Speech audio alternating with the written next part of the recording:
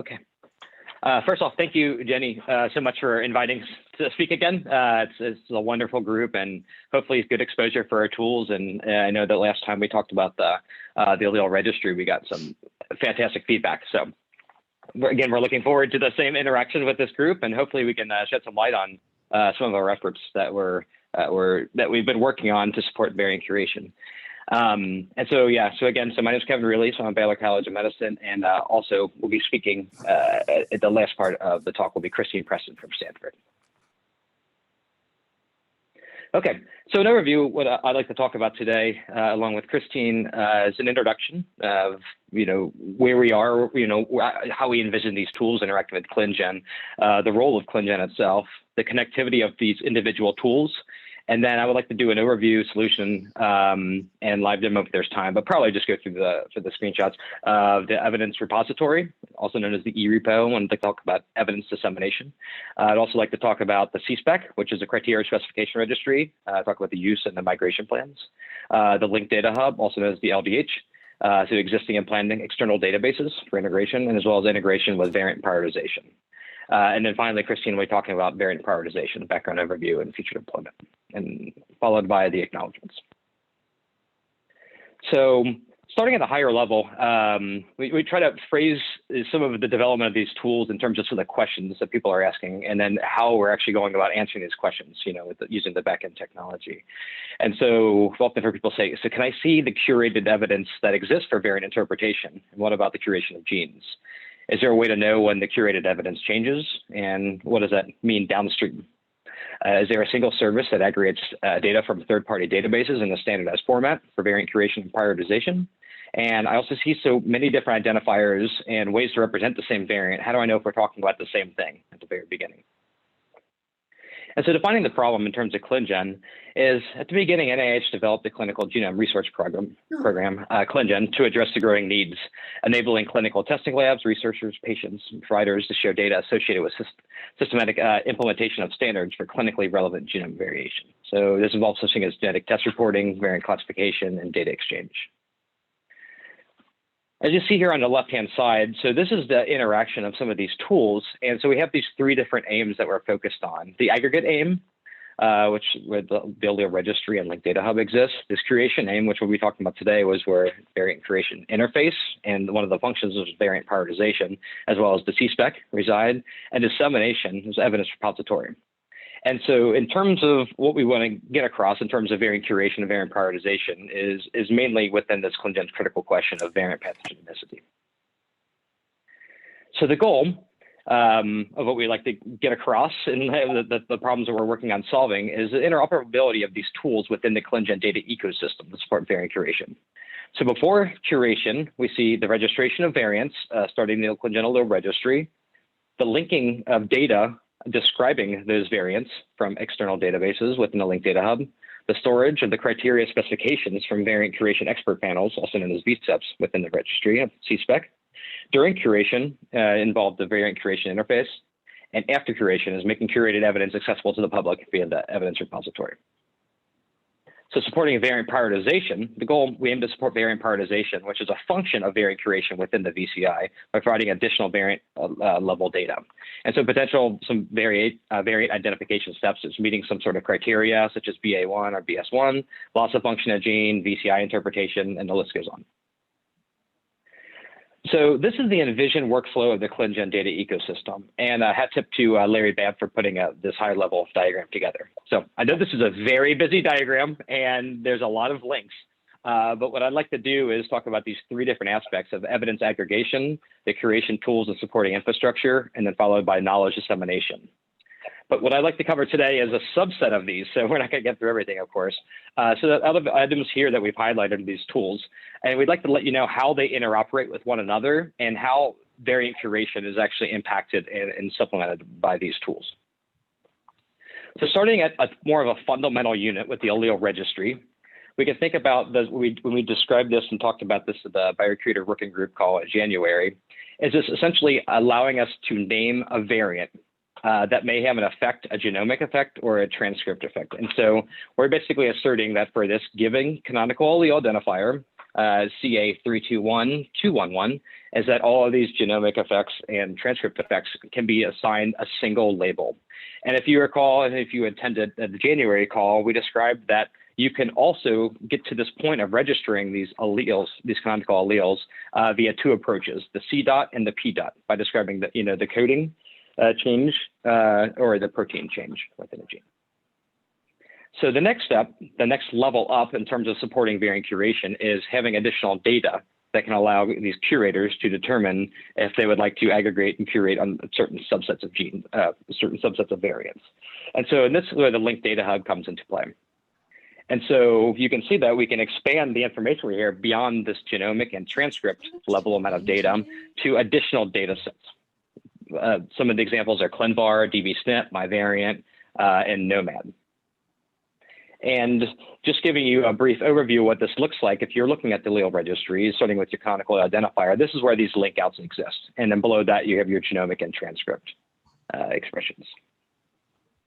And so when we actually look at what the additional data that we can actually have within just the allele registry itself, or sorry, within the linked data hub itself, you can see that we can extend this information. Instead of just having link outs, we can actually supplement that data with such things as population allele frequency and silico prediction score statements, ClinVar submissions, population allele frequency statements, and allele molecular consequence statements, among other things that we're slowly expanding.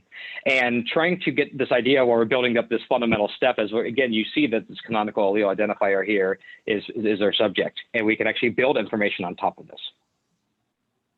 So the next step from there is how are we going to get data within inside of the variant curation interface. And so for this, I'm not going to talk about the details, but we are currently leveraging the ClinGen data exchange to source this information, which we prepared from the linked data hub. And I'll talk about how we aggregate that data in something we're calling an aggregation queue. Send that to the linked data hub. And from there, the variant curation interface can consume these messages. One note about this, and I'm not going to talk about too much about these bits, but we also have in progress is supplemental information going into the linked data hub from these external databases, Nomad, MyVariant, and Info, Civic, Bracket Exchange, among others, as well as the community annotations from Hypothesis. And this is in progress. And what does this look like when we actually talk about variant prioritization within the variant curation interface? And so when you're actually, for those of you who've seen this, and Christine's going to go into more details here, but you can see that we're also talking about this fundamental unit here with these canonical alleles identifiers, and where you have these blank areas here is the data we're actually planning on submitting from the linked data hub to supplement the variant prioritization within the variant curation efforts. So next bit is where does the evidence repository come into play? And so here's an example, and I'm going to get into this deeper into later into the talk, but you can see that we actually have evidence for a particular canonical allele identifier, again, our fundamental unit. We have additional data that describes that, along with the variation ID, the syndrome, the guidelines, the expert panels, the codes. And I'm going to talk about this in more detail, but give me an idea of how this is all interacting with one another. And finally, we have the criteria specification registry. And so it is not currently linked up with the VCI, but this is planned. But what we do have is this ongoing link with the evidence repository. And so this is kind of the ecosystem that we have within the ClinGen data exchange. Within ClinGen data ecosystem. And so talking with the evidence repository first of how we're able to leverage this is, so this certainly sits on top of these different steps of allele registration and getting additional data and then interacting with the VCI. And at the very top, we have disseminating of this evidence via the ERepo. And so the dissemination of evidence, the problem that we're working on solving is, can aggregated evidence help us solve critical questions, such as is a variation in a gene disease causing? Which gene variants are responsible for the disease phenotype? Can we provide auditability to the curation process? So in order to be recognized by the FDA as the first public human genome variant database to address these questions, we were required to solve the following. So development of the expert panel process along with active participation, precisely defining variants under review, systematically applying these ACMG and AMP evidence codes and allowing VSteps to curate as teams and making all curated evidence rapidly accessible to the public. So the bits that we're able to solve this here, it was a variant curation expert panel, and then finding these variants, which we talked about, is registering these variants within the ClinGen allele registry, applying these guidelines and allowing VSteps to curate as teams as part of the variant curation interface. which is involved with publishing. And then the ERepo, which I want to talk more about now, is making this curated evidence rapidly accessible to the public. And so this is designated the source of the FDA-recognized variant classifications. So recognition enabled use of ClinGen variant classifications in place of the traditional FDA clinical validation studies normally required to establish variant pathogenicity. And variant interpretations from the VCI are now published in the ERepo via transmissions of messages published in the ClinGen data exchange from the Variant Curation Interface. So we've seen some steady growth over time. So this chart below here was for the 1805 variants, and just a recent check shows that we're up to 1979 variants.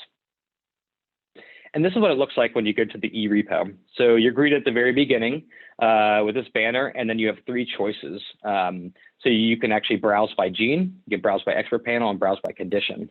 And so I just took out of the 29 genes that we're currently supporting, I just took these first handful. And you can see below, you can also browse by the actual variant classification itself, from benign all the way to pathogenic. So in this case, you see we have 29 genes currently supported. If you click on expert panel, we have 10 expert panels that are currently supported. And again, this grid is interactive. So if you click on any of these, it'll take you to a search result page for, in this case, the expert panel, followed by the pathogenicity of your choice. And lastly, we also are currently supporting 29 conditions. And so if you scroll down to the bottom, you can also search based on canonical allele identifier. You can search by gene, condition, and also, the actual the coding change in these entities via the search functionality. You can also download the research results in tabular format. You can view the API docs for if anyone's curious how to programmatically interact with the ERepo. You can also browse the entire evidence repository. We also have some advanced search options, and followed by news at the bottom. So if we go back to gene, you can see here, we can, for example, if we were interested in the pathogenic results for the gene P10, if we click on this 38 here in the grid, it'll take us to a list of the results. And this is one of 38 results that are here. And you can see from the summary here, you see we have the canonical allele identifier, we have the variation ID, and these are all link outs, Allele registry, and it's ClinVar, and the gene ClinVar as well, followed by the equivalent HGVS expressions. We also have the condition, a link out to Mondo. We have the guidelines specified here. We have a link out to the expert panels, and as well as the codes and the classification for this variant. If you click on view from the summarized results, it'll take you to a more detailed look at this individual entity that we have logged in the evidence repository. And so here at the top, you can see that we have the preferred variant name, followed by these link outs that we also just talked about in the summary. We also have a link to the VSEP, to the ACMG variant curation guideline itself. And so showing you sort of a couple screenshots of that looks like. And so we obtain these PDFs from the ClinGen webpage, and that allows us to extract that data, get it into the CSpec, and then the evidence repository is able to leverage that data. And so you can see here some examples here. You basically have the URL as well within this PDF, but you also have things such as the pathogenic criteria, and it lists these entities here. If you scroll down, there's some other, some additional data here about the actual specifications for each one of these evidence codes. So this is where all the actual evidence resides that we're leveraging and showing in the ERepo.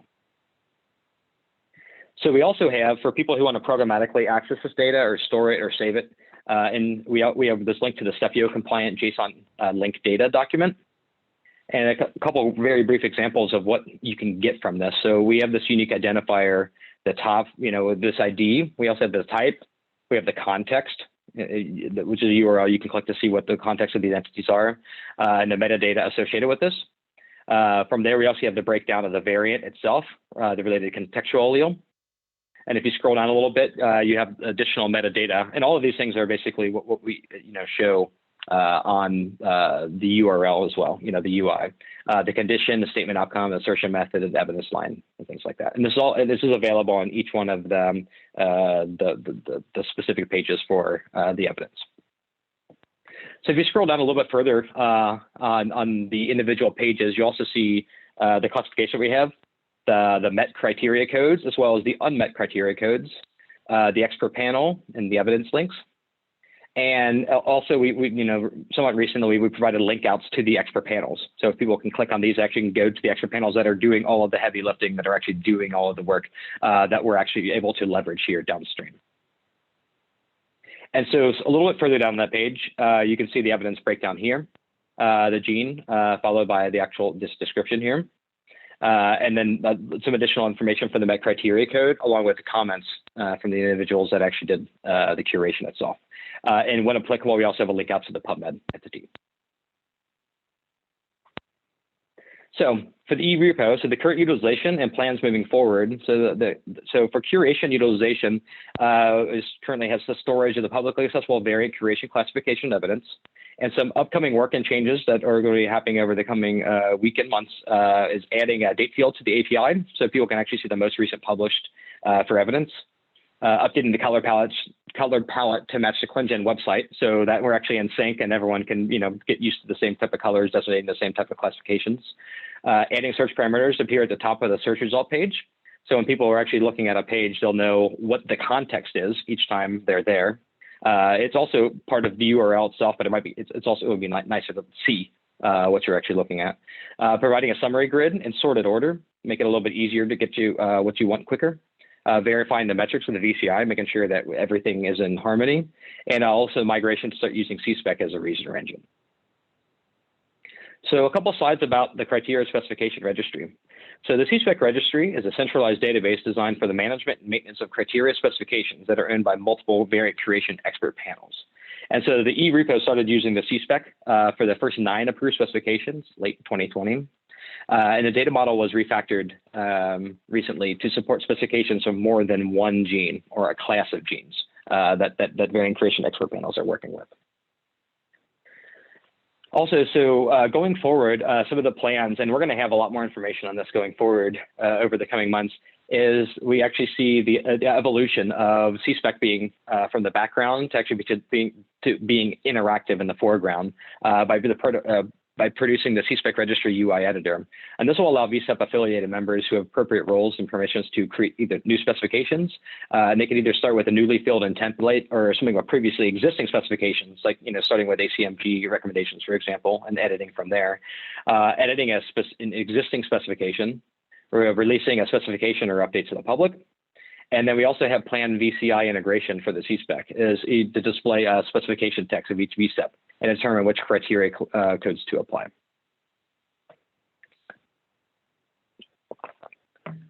I'd also like to talk about the Link Data Hub in a little more in detail and how this relates to actually supporting variant curation and variant prioritization.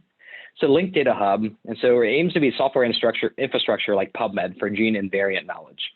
And so the primary subject in each database is the canonical allele identifier, which you talked about at the very beginning. And that allows us to build a wealth of information, database by database, to keep growing this, to provide as much information as possible, starting with the seed canonical allele identifier.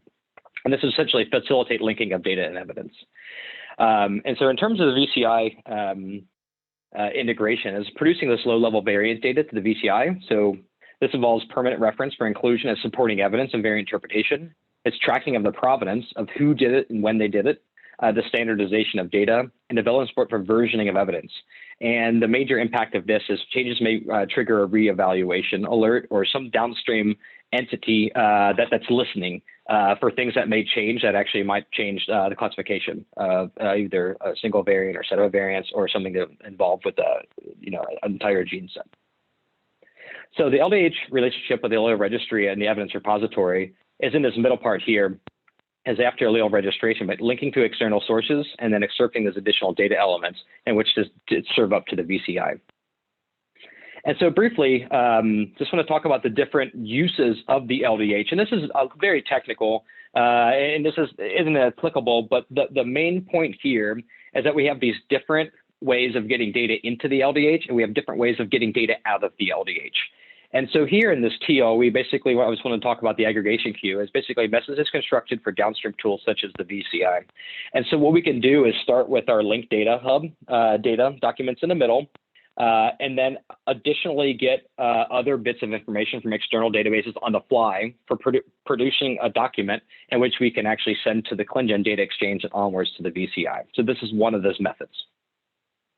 here's an example of an LDH record of what we have in there. And so we also follow ClinGen CEPIO GA4GH standards. We also leverage the canonical allele identifiers we spoke about earlier, a link to evidence and observations contained in external databases. And this is like everything that we do in our end. Everything is available via REST APIs within the JSON format, so that tools and can interoperate upstream and downstream. We also provide this provenance information and permanent record links, so people can actually refer back to all the information that is contained in this document. So here is the content update of where we currently stand with the data that's in LDH. So we recently increased back in January coverage from 40 to 114 curated genes. And we also have the current variant annotations for these different properties and data sources from the ERepo, the VSEPs for functional impact, molecular consequence, CIVIC, ClinVar submission, community annotation, gene and silica prediction, and some allele frequencies, and some additional information from the allele registry. And you see that these current numbers, we have currently over 4.67 million variants stored for 114 genes. So our current plans, and this is an ongoing effort, is to get additional data that we can store within the linked data hub that we can send onwards to the ClinGen data exchange, which then can be consumed by the Variant Curation Interface for Variant Prioritization. And so we want to continue to supplement that data that we think that might be of interest to curators downstream. And so we're looking at BRCA exchange for clinical significance and classification, as well as links to citations and supporting evidence. Looking at CIVIC for actionability scores and assertions, as well as evidence.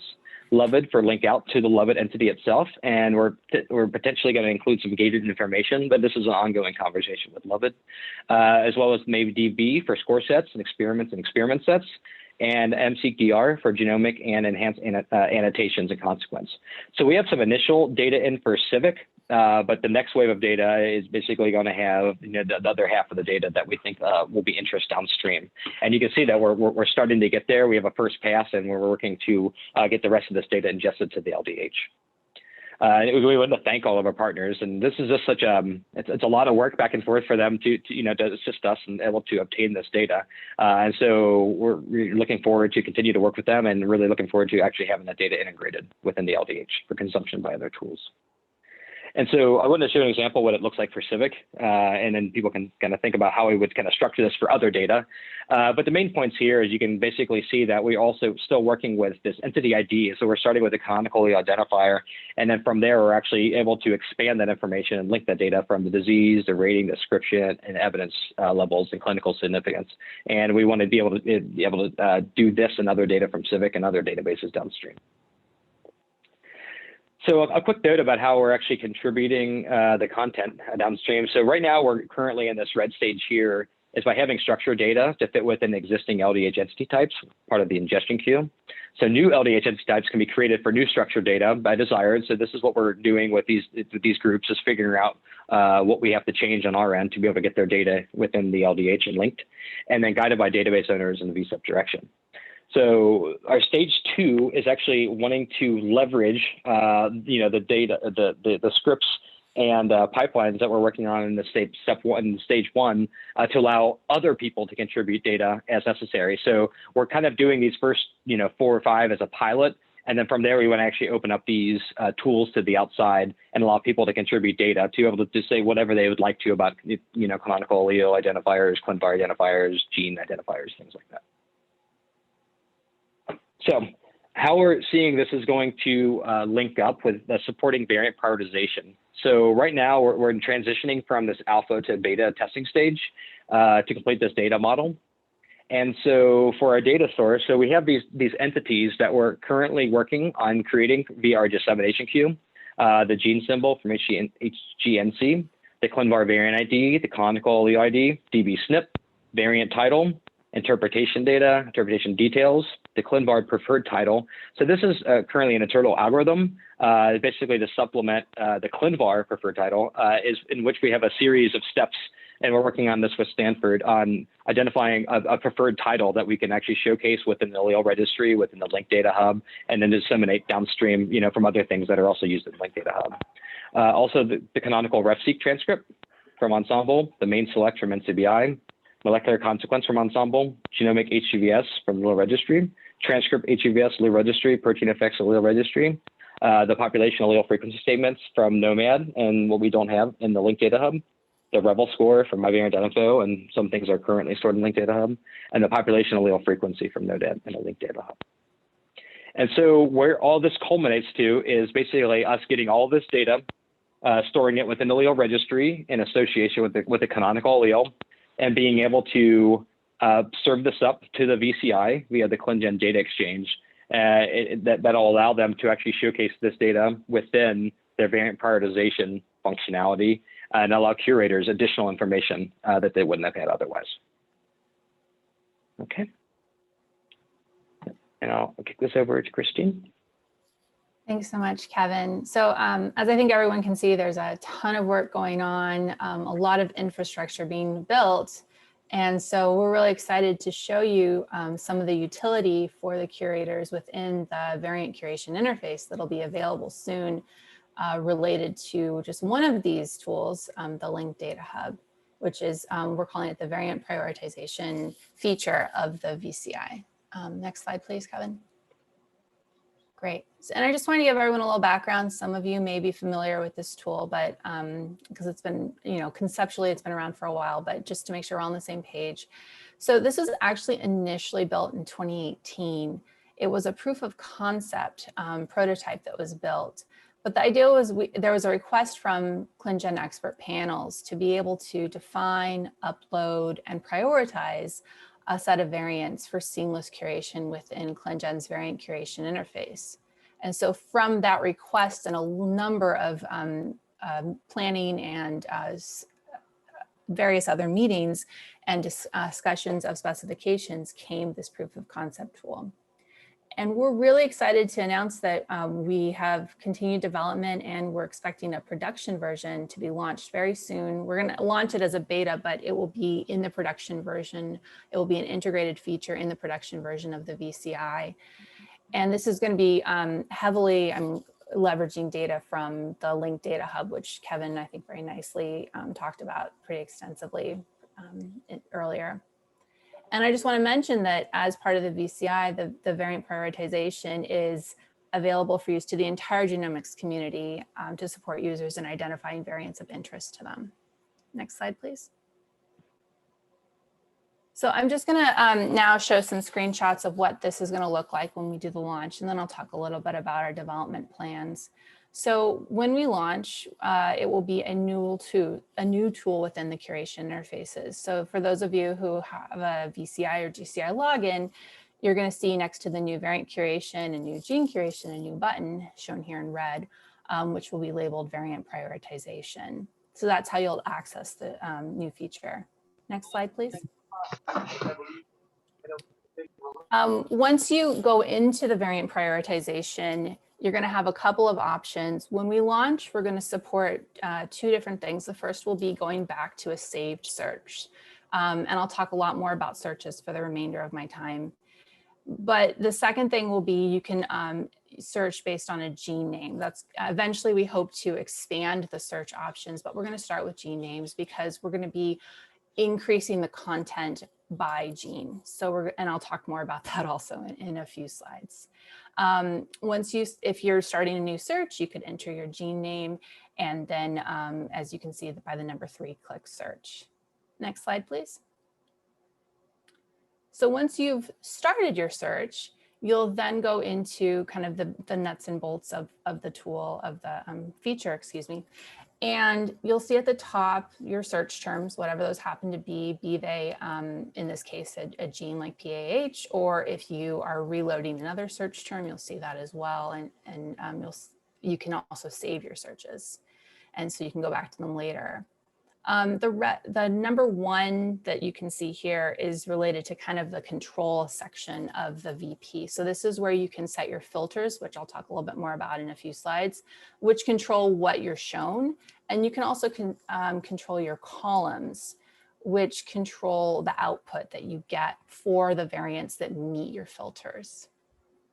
The red number 2 that you can see on this slide is kind of a bit of a dashboard, like a mini dashboard. So it'll show you of all of the things that met your search, how many of them are you getting? So right now, you'll see that we return over 23,000 variants related to the PAH gene. As you set filters, that number will continue to dwindle. And as you'll see, there's a number of different sections of the UI that are intended to show you how the filters are reducing the number of variants. And then the bottom, which is shown here as red number 3, is where you see your output. So this has a number of different types of information that you can view, and you can also customize this as you desire by using the columns feature. Next slide, please. So this is just a quick example of what this might look like if you chose to set some filters. So if you clicked, as you can see in the red number 1, add filter, that would then open up a filter menu, which is shown in number 2. And there's a pretty extensive number of different filters. We have a lot of population related filters. We have things like the Revel tool. We have ClinVar filters and others. So there's a number of filters. This was selected by a great focus group when we did the proof of concept. And we're definitely looking for feedback as we move forward. So if you start using this tool and you have ideas, please let us know, because we'd love to add data as well. Next slide, please. So if you select to choose a filter, so for this example, I chose to show the filter for the Revel output, then you'll open up a more extensive filter menu. So in this case, you could, for example, choose to look at all variants that have no Revel score. You could choose to look at all variants that have any Revel score, or in the one I selected here, any variants with a Revel score should have been greater than, but greater than 0.08 is in this example. And then you would click the blue apply button. Next slide, please. Now I want to make the point, which I'm not sure shows up as well as it could in this slide, that you can set multiple filters. And this is really important because this is how we build up a set of variants that are of high interest. So in this example, at the very top of the filter section, I'd already set the Revel filter. And you can see if you look over to the right, it's very small here, but that took the value of the number of variants returned from 23,000 to almost 1,500, so 1,475. So again, this is the point of the filters, is to narrow down to what exactly you're looking for. And then you can set multiple filters again. So in this case, I'm setting a ClinVar review status filter, looking for any variants that match the criteria provided, conflicting interpretations, review status. And you can see, if you look at the red number 2, how this has reduced the number of variants. So we went from 23,000 variants, over 23,000 variants matching initially. Now there's 5. So this is just one example of kind of how the filters will reduce to the number of variants desired. Next slide, please. So I want to talk a little bit more about the future developments, because we're really excited about this launch. So we are doing a 5 supported gene beta variant prioritization launch very soon. So that's going to be in the next few weeks, we're hoping. And again, this will be integrated into the VCI, GCI interface, the curation interfaces. We are, one of our big hopes is to dramatically increase the number of genes that are being supported. We're definitely interested in supporting as quickly as possible all the genes that we know a ClinGen VSEP is looking at. So that's a big part of our goals. We're also hoping to do support, or planning to do support, for a transfer from the VP to the VCI dashboard by summer 2021. So the idea is that you would start within the VP, find your variants of interest, and then have a seamless transition to port those variants into the VCI so that you could start a full curation on them. And as I said, the LDH and VP development is planned to incrementally support an expanded list of genes, specifically focusing on genes that we know ClinGen VSEPs are actively working on or considering curating. And we're very excited about future developmental plans we have for this that should support semi-automated curation workflows. Next slide, please. And finally, I just really wanted to acknowledge our wonderful team here at Stanford. We have a great engineering team that works really hard on all of the different features for the VCI and the GCI, and has been working on this feature as well, the VP. And then Matt Wright and myself kind of do the production management side of things, product management side of things, excuse me. So those are all my slides. Thanks, Kevin. Thanks, Christine. And yes, we also had acknowledged this as well. A large group of lab members on the BCM side, as well as Stanford, Bird Geisinger, UNC, the VCEPs, ClinGen Consortium members, GA4GH members, as well as our supporting grants. So this is a lot of work from a lot of people and a lot of different groups. So yeah, I just want to say thanks again for the awesome opportunity to present. And we have some time for questions. Great. Thank you to you both. It always amazes me when I just